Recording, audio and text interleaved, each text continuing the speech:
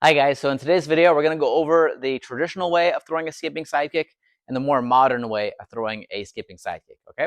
So the more traditional way that many people were taught, including myself, was, you start like this, okay? You take this foot, you step behind, right? And then you throw this leg and you throw your sidekick, right? So a lot of us were taught that way. When you're here, when you're doing a skipping sidekick, more traditional way, I see some guys do this, okay? But I was taught behind. You step behind, and then you throw the kick, right? Now, there's some benefits to it. It gives you some power. It does allow you to travel at a good distance. But the problem is that it's a huge telegraph. Like everybody will know, right? Especially if you have any kind of basic Taekwondo training or karate training, you're gonna know if a guy does this, they're probably going to kick. They're gonna do a side kick, right? So the more modern version of throwing a side kick is to just slide, right? So instead of stepping behind, you just slide it, right? So you're here, right? Slide. So when you're doing that slide, I see some guys do this, and I do this too. Sometimes if I know I'm kind of far away, I'll slide this foot up first, and then I'll go. But some people, they don't even move this foot. They're bouncing on their feet, and they just throw it, right? They're just here, and then they throw it. Now, a couple drills that kind of help with this, because a lot of people have a hard time. They have a hard time sliding because they kind of feel out of control and out of balance, is simply do this, right? Just take your hands, put on the back, put on the wall, pick up your knee in a side kick position, and then just practice pushing away and then keeping your balance, right? So you start like this, you push away, and just keep your balance. That's probably step one. Step two would be to extend your foot as you push off. So as I push off, there, right? Not worrying about pulling it back right now. I'm just here, and then I push off, just like that, right?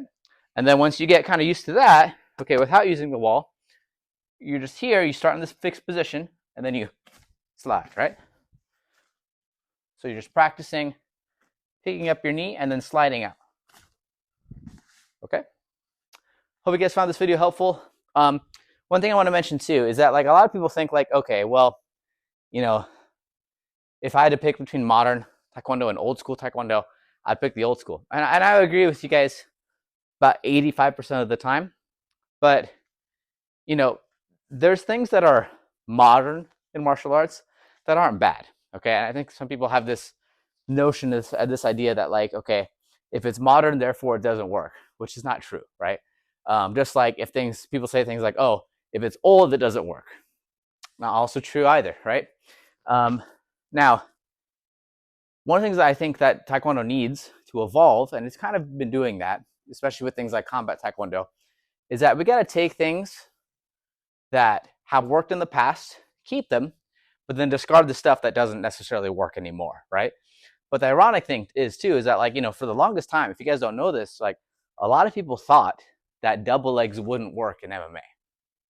People thought like, oh, you would never go down, go down to someone's legs because they'll knee you in the face, right?